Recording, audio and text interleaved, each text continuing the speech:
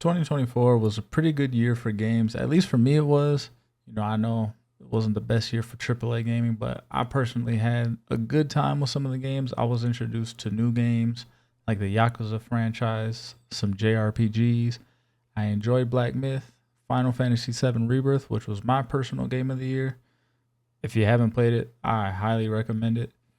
So, my name's J Dog. I do look a bit rough. I ain't gonna lie to you.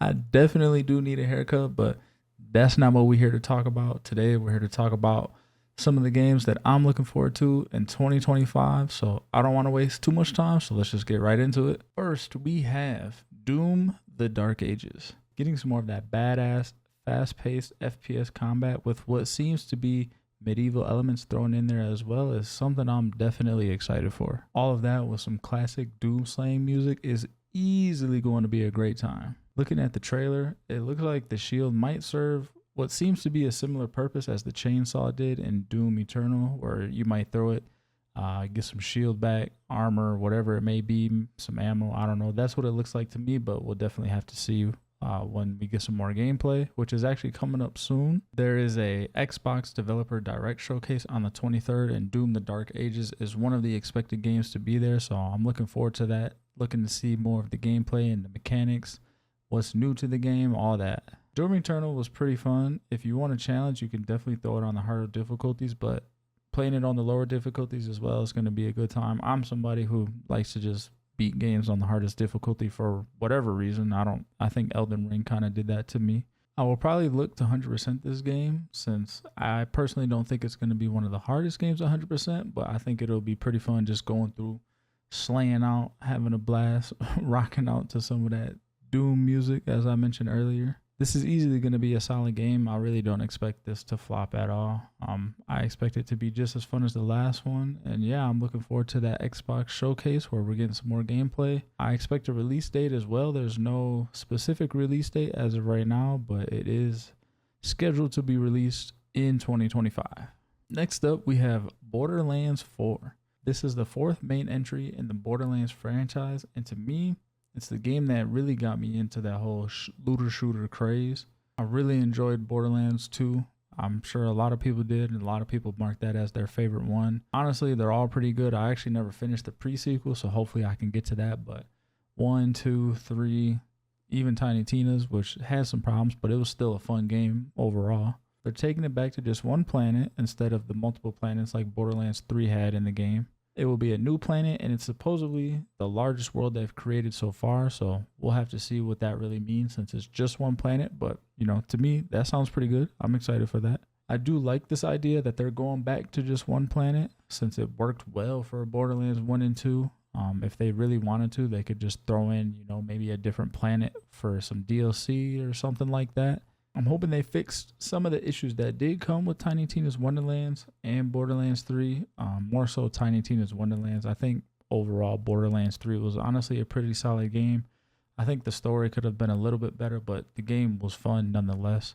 I just think that looking back at Borderlands 2, there was really a lot that you could do in terms of the end game, hunting down all the different raid bosses, and to me, that's just where they flopped with Borderlands 3, but I think they can make up for that with Borderlands 4 for sure. They did try some things like the multi-class system in Tiny Tina's Wonderlands, which it really wasn't a terrible idea. I just don't think it was executed very well.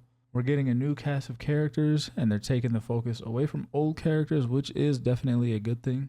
This way they can start a new story without having to build upon something that's been going on for what would be 4 games now. Especially if you include the pre-sequel, they can just start fresh, build something new, and hopefully it does turn out well like Borderlands 1 and 2 did. There's no exact date for this game yet as well, but if I had to guess, it would be sometime in September as that's when the last one released. But it is scheduled for 2025, so hoping no delays on that, hoping we can get our hands on this game this year.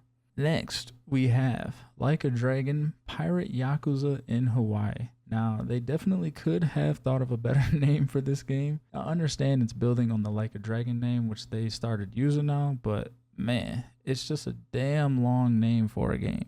Now, I was introduced to the Yakuza franchise last year with Yakuza 0, then Kiwami 1, and then Like a Dragon. I haven't started Infinite Wealth yet, so hoping I can at least try to get through that before this pirate game comes out. But these games are pretty damn fantastic, and I honestly wish I was introduced to them a few years ago. I'm excited that they're going back to that regular action combat style of gameplay, as I do like my turn-based games, but, you know, ain't nothing wrong with beating some people up, right? There's going to be some updated fighting mechanics, so I think that'll be cool. We can juggle enemies in the air. You know, that's definitely going to be a fun time.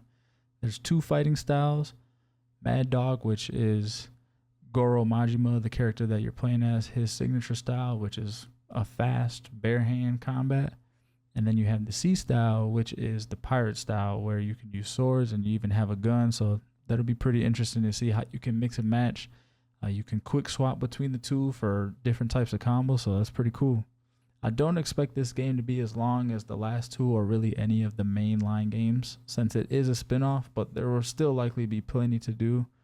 And I mean, they're going to have a full-on Assassin's Creed Black Flag style sea combat, which really wasn't what I was expecting at all, but I noticed this in one of their recent trailers, and I thought it actually looked pretty good. Like a Dragon Pirate Yakuza in Hawaii releases on February 20th, so a little over a month away before we get our hands on this one.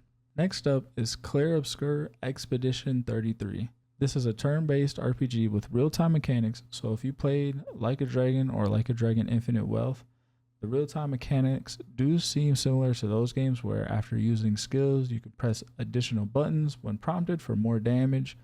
You can dodge, or like in Yakuza, you can do like a perfect parry if you time your block correctly, and maybe even some more features that we're just not aware of yet. There will be 6 characters to level up, and from what I've seen so far, this game does look pretty visually appealing. I do like the art style, and I look forward to seeing what this game has to offer in terms of story, just full gameplay enjoyment, different skills, different abilities, if there's some type of synergies, whatever. It seems very promising so far, and yes, trailers can definitely be deceiving, especially nowadays, as we have seen many times, but I am hoping that that is not the case for this game. This game is also expected to be shown in the Xbox Developer Direct Showcase on the 23rd, and currently there is no official release date yet for this game, but it is expected to come out this year, 2025. Last up, we have the game that quite literally the world has been waiting on for what could be 12 years by the time this game comes out, which is GTA 6. My first GTA was Vice City, and going back to the Vice City vibes has me pretty excited. The game is based off Florida, if you didn't know, and we only have one trailer to go off of as of right now, but I would assume there's going to be at least 1 or 2 more to come. It seems like there's going to be some kind of social media aspect to the game, which really isn't a surprise given the day and age that we live in. I do think it would be kind of cool if we could post like some type of TikTok videos that other people can watch in GTA Online when GTA Online does actually come out, since it will be delayed. This is something that the RP community does with Twitter already, and given that they did acquire one of the teams from 5M, there will likely be some features that were exclusive to RP that make their way into GT Online, which I'm pretty excited for. I don't think there's any negatives to that. I think it's pretty much all positives with there, especially since console players can now enjoy those RP features as well without having to buy a PC. Or for people who just don't want to be on an RP server and having to do that hardcore RP all the time. Now, whether this game does actually come out this year or not, it will easily be the game of the decade when it does. The hype is not just hype because it's a GTA game. Rockstar has done pretty great things with GTA 5, whether you like them releasing the game 3 or 4 different times, and they still continue to do good things, especially with Red Dead Redemption 2 as well. I don't think there's any way they drop the ball with this game. My only concern right now is crossplay. Now, that's just because we haven't heard any news on this game really, other than the trailer and that it's currently scheduled for 2025. But I do think crossplay is going to be a mandatory thing. The game's only being released on PS5 and the Xbox Series consoles at launch. I don't really know what the time frame is going to be for the PC launch, but if there's no crossplay, then that might, I wouldn't say that's a ball drop, but I definitely think that's going to be something that they should try to avoid doing and actually implement crossplay into this game. Again, GTA 6 does not have an exact release date yet, which is not surprising given Rockstar, but it is currently scheduled for 2025. If it does come out this year, it would likely be sometime in the fall. Again, this is the game that I'm looking forward to the most, and that everybody else is too. I can't wait for this. I really can't. I've been waiting way too long for this game. This wasn't meant to be a long video, but I do want to throw in some honorable mentions in there, just a few. Monster Hunter Wilds. Monster Hunter Wilds is scheduled to be released on February 28th, and I probably will pick this game up, but it's not one of my like top most anticipated games. Just I still don't really know how I feel about Monster Hunter. I played Monster Hunter Worlds. I did enjoy it. I never finished it. I kind of got overwhelmed, honestly, by how much there was to do and just trying to learn the game. But I do think it's going to be good. I think it would be worth picking it up if you like any of the Monster Hunter games, or if you just like open world style games. So yeah, definitely keep this one on your radar as well. My other honorable mention is the Final Fantasy VII Rebirth, which is coming to PC on January 23rd. Now, I have played this game. If you watch my last video, I 100%ed this game. Again, it's my game of the year, right? So, of course, I want to enjoy it in the best graphics that I can. But I don't know if I want to buy this one, mainly just because if I do, I'm going to buy a remake as well, or get the twin pack that comes with both. And 100% them games on PC again, and that's just, I don't know if that's something I'm willing to do. It was fun, but that's a lot of time that I don't know if I'm willing to put in again. Now, if you haven't played Final Fantasy Rebirth and you were waiting for it on PC, I definitely recommend you pick this up. As somebody who is relatively new to the Final Fantasy series, because of Final Fantasy VII and because of specifically the remake and Rebirth games, I'm excited for this. I'm telling you that you should pick this up if you have a PC and you've been waiting on it. Even if you haven't been, you can get the twin pack. You're basically buying 2 games for the price of 1. So yeah, definitely check this one out. Comes out on the 23rd. And honestly, you probably won't regret buying it. That is all for this video.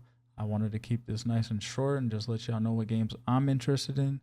Let me know in the comments below what games you are interested in. Let me know if you actually think GTA 6 is going to come out this year. If you're new to this channel, subscribe. If you like the video, leave a like. And I will catch y'all in the next one, y'all. Peace.